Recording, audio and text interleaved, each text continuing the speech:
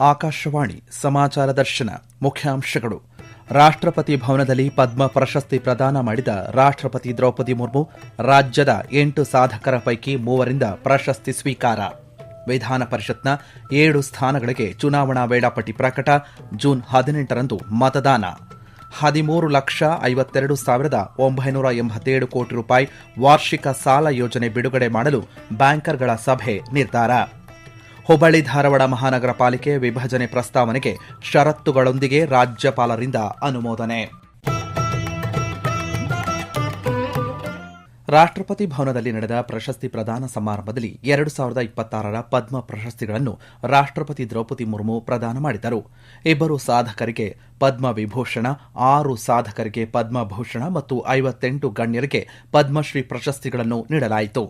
ಚಲನಚಿತ್ರ ನಟ ಧರ್ಮೇಂದ್ರ ಸಿಂಗ್ ಡಿಯೋಲ್ ಅವರಿಗೆ ಕಲಾ ಕ್ಷೇತ್ರದಲ್ಲಿ ನೀಡಿದ ಕೊಡುಗೆಗಾಗಿ ಮರಣೋತ್ತರವಾಗಿ ಪದ್ಮ ವಿಭೂಷಣ ಪ್ರಶಸ್ತಿ ನೀಡಲಾಗಿದೆ. ಅವರ ಪತ್ನಿ ಮತ್ತು ಲೋಕಸಭಾ ಸಂಸದೆ ಹೇಮಾ ಮಾಲಿನಿ ಅವರು ಪ್ರಶಸ್ತಿ ಸ್ವೀಕರಿಸಿದರು. ಪಿಟೀಲು ವಾದಕ ಡಾ ಎನ್ ರಾಜಂ ಅವರಿಗೆ ಪದ್ಮ ವಿಭೂಷಣ ಪ್ರಶಸ್ತಿ ಪ್ರದಾನ ಮಾಡಲಾಗಿದೆ. ಸಮಾರಂಭದಲ್ಲಿ ಕರ್ನಾಟಕದ 3 ಸಾಧಕರಿಗೆ ರಾಷ್ಟ್ರಪತಿಗಳು ಪ್ರಶಸ್ತಿ ಪ್ರದಾನ ಮಾಡಿದರು. ಕಲಾ ಕ್ಷೇತ್ರದಲ್ಲಿ ನೀಡಿದ ಕೊಡುಗೆಗಾಗಿ ಶತಾವಧಾನಿ ಡಾ ಆರ್ ಗಣೇಶ್ ಪದ್ಮಭೂಷಣ ಪ್ರಶಸ್ತಿ ಸ್ವೀಕರಿಸಿದರು. ಸಾಮಾಜಿಕ ಸೇವೆಯ ವಿಭಾಗದಲ್ಲಿ ಪುಸ್ತಕ ಮನೆ ಖ್ಯಾತಿಯ ಅಂಕೇಗೌಡ ಎಂ ಮತ್ತು ಎಸ್ಟಿ ಸುಶೀಲಮ್ಮ ಅವರು ಪದ್ಮಶ್ರೀ ಪ್ರಶಸ್ತಿ ಸ್ವೀಕರಿಸಿದರು. ಪದ್ಮಭೂಷಣ ವಿಭಾಗದಲ್ಲಿ ಉತ್ತರಾಖಂಡದ ಮಾಜಿ ಮುಖ್ಯಮಂತ್ರಿ ಮತ್ತು ಮಹಾರಾಷ್ಟ್ರ ರಾಜ್ಯಪಾಲ ಭಗತ್ ಸಿಂಗ್ ಕೋಶ್ಯಾರಿ ಅವರಿಗೆ ಸಾರ್ವಜನಿಕ ವ್ಯವಹಾರ ಕ್ಷೇತ್ರಗಳಲ್ಲಿನ ಸೇವೆಗಾಗಿ ಪದ್ಮಭೂಷಣ ಪ್ರಶಸ್ತಿಯನ್ನು ನೀಡಲಾಯಿತು. ಕೈಗಾರಿಕೋದ್ಯಮಿ ಉದಯ್ ಸುರೇಶ್ ಕುಮಾರ್ ಕೋಟಕ್ ವ್ಯಾಪಾರ ಮತ್ತು ಕೈಗಾರಿಕೆಗಳಿಗೆ ನೀಡಿದ ಕೊಡುಗೆಗಾಗಿ ಪದ್ಮಭೂಷಣ ಪ್ರಶಸ್ತಿ ಪಡೆದರು. ಡಾ ಕಲ್ಲಿಪಟ್ಟಿ ರಾಮಸ್ವಾಮಿ ಪಲೈಸ್ವಾಮಿ ವೈದ್ಯಕೀಯ ಕ್ಷೇತ್ರಕ್ಕೆ ನೀಡಿದ ಅತ್ಯುತ್ತಮ ಕೊಡುಗೆಗಾಗಿ ಪದ್ಮಭೂಷಣ ಪ್ರಶಸ್ತಿ ಪಡೆದರು. ಇದೇ ವೇಳೆ ಕನ್ನಡಿಗರಾದಂತಹ ಅಂಕೇಗೌಡರು ಎಸ್ಜಿ ಸುಶೀಲಮ್ಮ ಅವರ ಜೊತೆಗೆ ಭಾರತೀಯ ಮಹಿಳಾ ಕ್ರಿಕೆಟ್ ತಂಡದ ನಾಯಕಿ ಹರ್ಮನ್ ಪ್ರೀತ್ ಕೌರ್ ಸೇರಿದಂತೆ ಒಟ್ಟು 58 ಗಣ್ಯರು ಪದ್ಮಶ್ರೀ ಪ್ರಶಸ್ತಿಗೆ ಭಾಜನರಾದರು. ಸಮಾರಂಭದಲ್ಲಿ ಉಪರಾಷ್ಟ್ರಪತಿ ಸಿಪಿ ರಾಧಾಕೃಷ್ಣನ್, ಪ್ರಧಾನಿ ನರೇಂದ್ರ ಮೋದಿ, ಕೇಂದ್ರ ಸಚಿವ ಅಮಿತ್ ಶಾ, ಸಚಿವರಾದ ಗಜೇಂದ್ರ ಸಿಂಗ್ ಶೇಖಾವತ್, ಎಚ್ಡಿ ಕುಮಾರಸ್ವಾಮಿ ಸೇರಿದಂತೆ ಅನೇಕ ಸಚಿವರು ಉಪಸ್ಥಿತರಿದ್ದರು.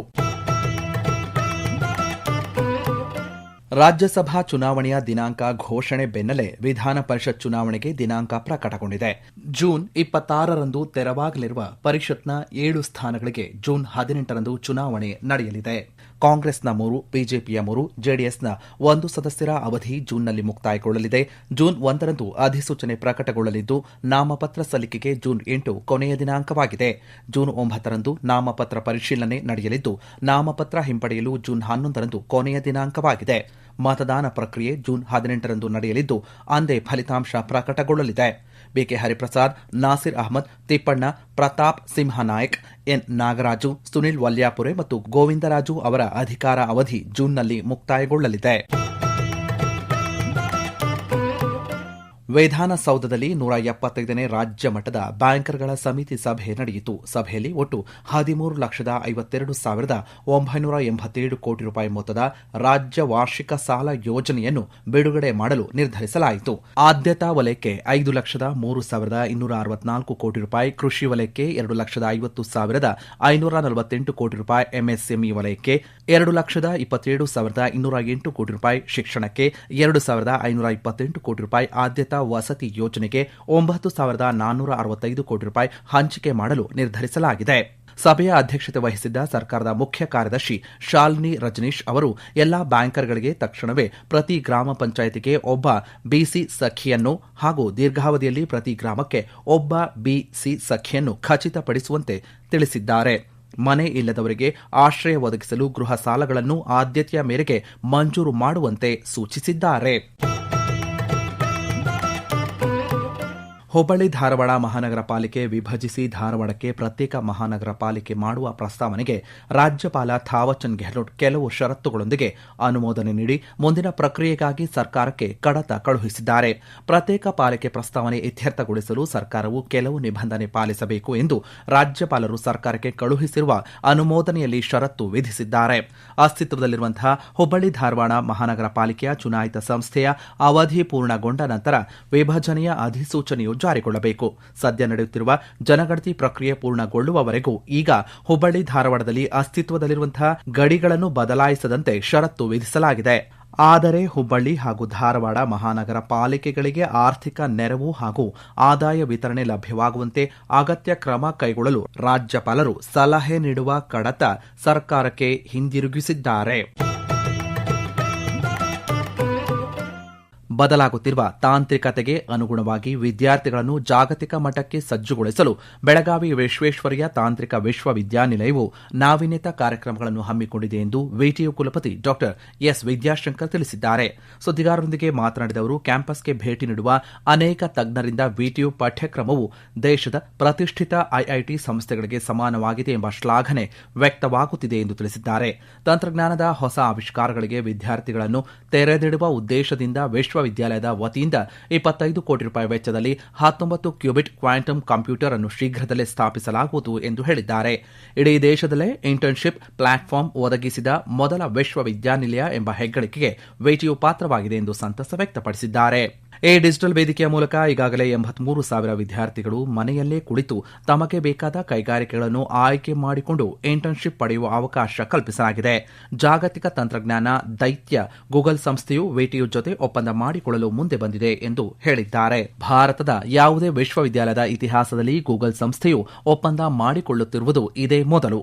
ಈ ಒಪ್ಪಂದದ ಅಡಿಯಲ್ಲಿ 25,000 ತಾಂತ್ರಿಕ ವಿದ್ಯಾರ್ಥಿಗಳಿಗೆ ಆರ್ಟಿಫಿಷಿಯಲ್ ಇಂಟೆಲಿಜೆನ್ಸ್ ವಿಷಯದ ಮೇಲೆ ಇಂಟರ್ನ್ಶಿಪ್ ತರಬೇತಿ ನೀಡಲು ಗೂಗಲ್ ಸಮ್ಮತಿಸಿದೆ.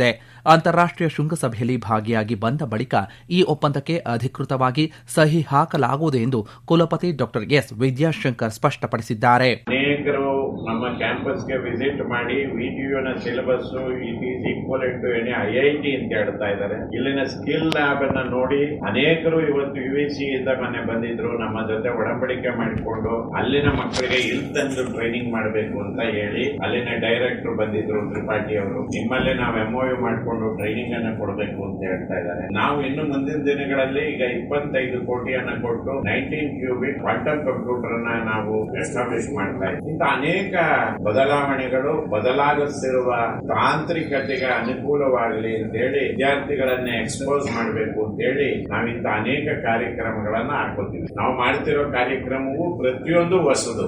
ನಾವೇನು ಪ್ಲಾಟ್ಫಾರ್ಮ್ ಅನ್ನ ಕೊಟ್ವಿ, ಇಂಟರ್ನ್ಶಿಪ್ ಪ್ಲಾಟ್ಫಾರ್ಮ್ ಇಡೀ ದೇಶದಲ್ಲಿ ಈ ವಿಶ್ವವಿದ್ಯಾಲಯ ಮೊದಲನೇ ವಿಶ್ವವಿದ್ಯಾಲಯ ಇಂಟರ್ನ್ಶಿಪ್ ಪ್ಲಾಟ್ಫಾರ್ಮ್ ಅನ್ನು ಕೊಟ್ಟು 83,000 ಮಕ್ಕಳಿಗೆ ನಾವು ಮನೆಯಲ್ಲೇ ಕೂತು ಅವರಿಗೆ ಯಾವ ಇಂಡಸ್ಟ್ರಿ ಬೇಕೋ ಅಂತ ಇಂಡಸ್ಟ್ರಿಯನ್ನ ಚೂಸ್ ಮಾಡಿಕೊಂಡು ಇಂಟರ್ನ್ಶಿಪ್ ಮಾಡುವಂತ ಅವಕಾಶವನ್ನ ಕೊಟ್ಟಿದ್ದೀವಿ. ಮತ್ತೆ ಈಗ ಇನ್ನು ಮುಂದೆ ಆ ಪ್ಲಾಟ್ಫಾರ್ಮ್ ಎಸ್ಟಾಬ್ಲಿಷ್ ಆಗಿರೋದ್ರಿಂದ ಈಗಾಗಲೇ ಮೊನ್ನೆ ಗೂಗಲ್ ಹೋಗಿ ಬಂದಿದ್ದೀನಿ. Google is going to make MOU with the first university in the country where Google is going to sign an MOU. ಇಲ್ಲಿವರೆಗೂ ಅವರು ಯಾವ ವಿಶ್ವವಿದ್ಯಾಲಯದ ಜೊತೆಯೂ MOU ಮಾಡಿಕೊಂಡಿಲ್ಲ. ಅಂತ ಒಂದು ಗೂಗಲ್ ನಮ್ಮ ಜೊತೆ MOU ಮಾಡಿಕೊಂಡು 25,000 ವಿದ್ಯಾರ್ಥಿಗಳಿಗೆ AI ಮೇಲೆ ಇಂಟರ್ನ್ಶಿಪ್ ಟ್ರೈನಿಂಗ್ ಅನ್ನ ಕೊಡೋದಕ್ಕೆ ಒಪ್ಪಿದ್ದಾರೆ. ನಾವು ಮುಂದಿನ ಜೂನ್ 25 ನಂತರ ನಾನೊಂದು ಅವರ ಜೊತೆ ಒಂದು ಸಮಿಟ್ಗೆ ಹೋಗ್ತಾ ಇದ್ದೀನಿ, ಇಂಟರ್ನ್ಯಾಷನಲ್ ಸಮಿಟ್ಗೆ. ಅಲ್ಲಿಂದ ಬಂದ ನಂತರ ಅವರು ನಮ್ಮ ಜೊತೆ MOU ಸೈನ್ ಮಾಡ್ತಾರೆ. ಮತ್ತೆ ವಿದ್ಯಾರ್ಥಿಗಳಿಗೆ ಅನೇಕ ಕಾರ್ಯಕ್ರಮಗಳನ್ನ ಆ ಗೂಗಲ್ ಜೊತೆಗೆ ಸೇರಿ ಕೊಡಬೇಕು ಅಂತ ನಮ್ಮ ಮೂಲ ಉದ್ದೇಶ. ಬರೀ UBTTT ಮಕ್ಕಳಲ್ಲ, ಇಡೀ ವಿಶ್ವವಿದ್ಯಾಲಯದ 4 ಲಕ್ಷ ಅಂದ್ರೆ ಪ್ರತಿ ವರ್ಷ 80,000 ಮಕ್ಕಳು ಏನು ಹೊರಗೆ ಬರ್ತಾರೆ ಅವರನ್ನು ಉದ್ಯೋಗಿಗಳನ್ನಾಗಿ ಮಾಡಬೇಕು ಅನ್ನೋದು ನಮ್ಮ ಮೂಲ ಉದ್ದೇಶ. Digital India, make in India, ನವೋದ್ಯಮ ಮತ್ತು ಸ್ಕಿಲ್ ಇಂಡಿಯಾದಂತಹ ಯೋಜನೆಗಳ ಮೂಲಕ ದೇಶದ ಯುವ ಶಕ್ತಿಗೆ ವ್ಯಾಪಕ ಅವಕಾಶಗಳನ್ನು ಕಲ್ಪಿಸಲಾಗಿದ್ದು, ಭವಿಷ್ಯದಲ್ಲಿ ಭಾರತವು ಜಾಗತಿಕ ಮಟ್ಟದಲ್ಲಿ ಮುನ್ನಡೆ ಸಾಧಿಸಲಿದೆ ಎಂದು ಉಪರಾಷ್ಟಪತಿ ಸಿಪಿ ರಾಧಾಕೃಷ್ಣನ್ ಅಭಿಪ್ರಾಯಪಟ್ಟಿದ್ದಾರೆ. ದಾವಣಗೆರೆಯಲ್ಲಿ ಯುಬಿಡಿಟಿ ಇಂಜಿನಿಯರಿಂಗ್ ಕಾಲೇಜಿನ ಅಮೃತ ಮಹೋತ್ಸವ ಕಾರ್ಯಕ್ರಮ ಉದ್ಘಾಟಿಸಿ ಮಾತನಾಡಿದ ಅವರು, ಆತ್ಮನಿರ್ಭರ ಭಾರತ ಪರಿಕಲ್ಪನೆಯು ಇಡೀ ವಿಶ್ವದ ಅಭಿವೃದ್ಧಿಗೆ ಪೂರಕವಾಗಿ ಇರಲಿದೆ ಎಂದು ತಿಳಿಸಿದ್ದಾರೆ. 21ನೇ ಶತಮಾನವು ಜ್ಞಾನ, ನಾವೀನ್ಯತೆ, ಸಂಶೋಧನೆ ಮತ್ತು ಮಾನವ ಬಂಡವಾಳದ ಮೇಲೆ ಹೂಡಿಕೆ ಮಾಡಲಾಗುತ್ತಿದೆ. ಈ ಹಿನ್ನೆಲೆಯಲ್ಲಿ ಭಾರತದಲ್ಲಿ ತಾಂತ್ರಿಕ ಶಿಕ್ಷಣಕ್ಕೆ ಹೆಚ್ಚಿನ ಒತ್ತು ನೀಡಲಾಗುತ್ತಿದೆ ಎಂದು ಹೇಳಿದ್ದಾರೆ. ದೇಶದ ಯುವ ಎಂಜಿನಿಯರ್ಗಳು, ಸಂಶೋಧಕರು ಮತ್ತು ಉದ್ಯಮಿಗಳಿಗೆ ರಾಷ್ಟೀಯ ಮಿಷನ್ಗಳು ಹೊಸ ಹಾದಿಗಳನ್ನು ತೆರೆದಿದ್ದು, ಸಮಸ್ಯೆಗಳಿಗೆ ಪರಿಹಾರ ಕಂಡುಕೊಳ್ಳುವ ನೈತಿಕ ನಾಯಕತ್ವ ಗುಣ ಹೊಂದಿದ ದೇಶದ ನಿರ್ಮಾತೃಗಳನ್ನು ರೂಪಿಸುವ ಗುರುತರ ಜವಾಬ್ದಾರಿ ಎಂಜಿನಿಯರಿಂಗ್ ಸಂಸ್ಥೆಗಳ ಮೇಲಿದೆ ಎಂದು ತಿಳಿಸಿದ್ದಾರೆ.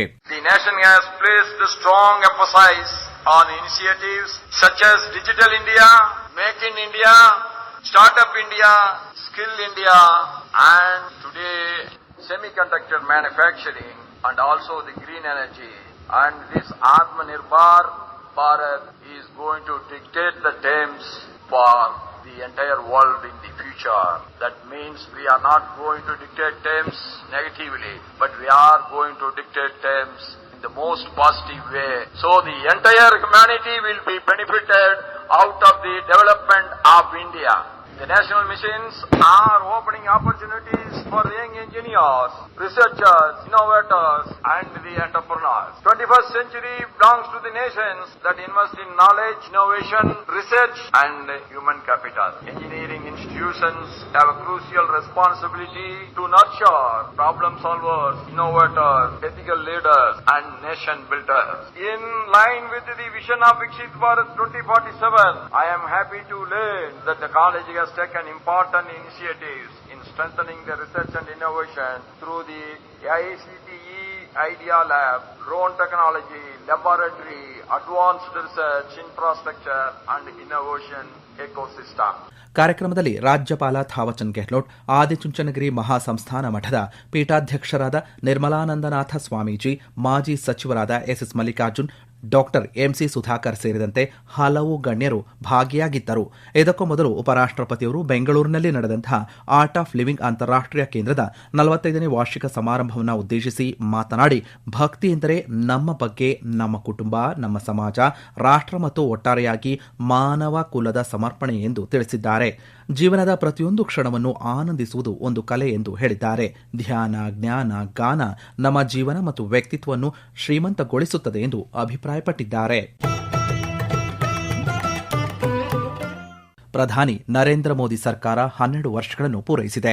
ಈ ಕುರಿತಂತೆ ಜವಾಹರಲಾಲ್ ನೆಹರು ತಾರಾಲಯದ ನಿರ್ದೇಶಕರಾದಂಥ ಡಾ ಬಿಆರ್ ಗುರುಪ್ರಸಾದ್ ಆಕಾಶವಾಣಿಯೊಂದಿಗೆ ತಮ್ಮ ಅನಿಸಿಕೆಯನ್ನು ಹಂಚಿಕೊಂಡಿದ್ದು, ಕೇಂದ್ರ ಸರ್ಕಾರದ ಪ್ರೋತ್ಸಾಹದಿಂದ ವಿಜ್ಞಾನ ಮತ್ತು ತಂತ್ರಜ್ಞಾನಕ್ಕೆ ಸಂಬಂಧಪಟ್ಟಂತೆ ಕಳೆದ 10 ವರ್ಷಗಳಲ್ಲಿ ಅತ್ಯುತ್ತಮ ಸಾಧನೆಗಳು ಆಗಿವೆ ಎಂದು ತಿಳಿಸಿದ್ದಾರೆ.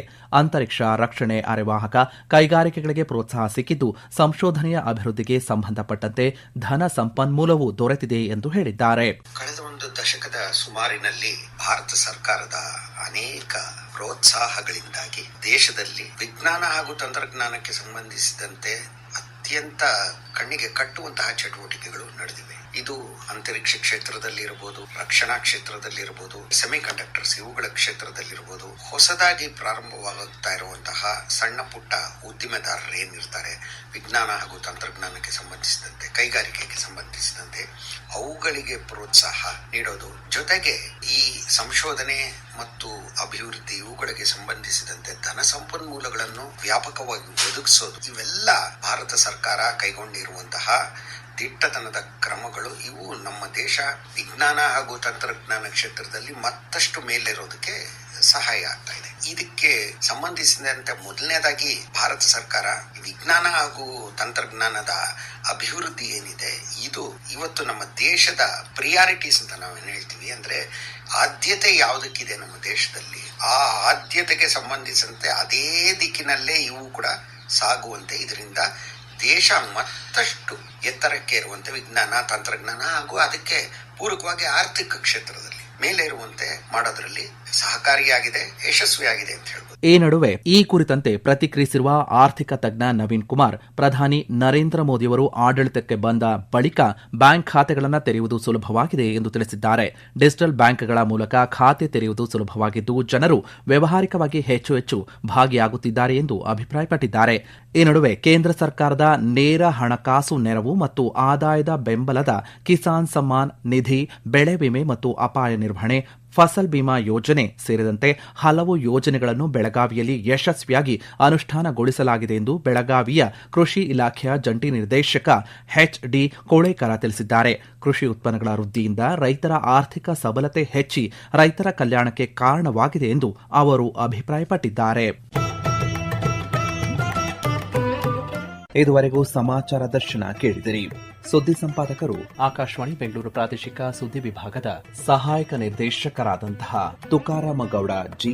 ಸಮಗ್ರ ನಿರ್ವಹಣೆ ಆಕಾಶವಾಣಿ ಬೆಂಗಳೂರು ಪ್ರಾದೇಶಿಕ ಸುದ್ದಿ ವಿಭಾಗದ ಸಹಾಯಕ ನಿರ್ದೇಶಕರಾದಂತಹ ಸುಹಾಸ್ ಆರ್. ಪ್ರಸಾರ ನಿರ್ವಹಣೆ ಮತ್ತು ಪ್ರಸ್ತುತಿ ಚೇತನ್ ಸಿವಿ. ಆಕಾಶವಾಣಿ ಬೆಂಗಳೂರು ಪ್ರಾದೇಶಿಕ ಸುದ್ದಿ ವಿಭಾಗ ಪ್ರಸ್ತುತಪಡಿಸಿದ ಈ ಕಾರ್ಯಕ್ರಮ ರಾಜ್ಯದ ಎಲ್ಲ ಬಾನುಲಿ ಕೇಂದ್ರಗಳಲ್ಲಿ ಏಕಕಾಲಕ್ಕೆ ಪ್ರಸಾರವಾಯಿತು. ಮತ್ತೆ ಮುಂದಿನ ವಾರ ಮೂಡಿಬರಲಿದೆ ವಾರದ ವಾರ್ತಾಚಿತ್ರ ಸಮಾಚಾರ ದರ್ಶನ.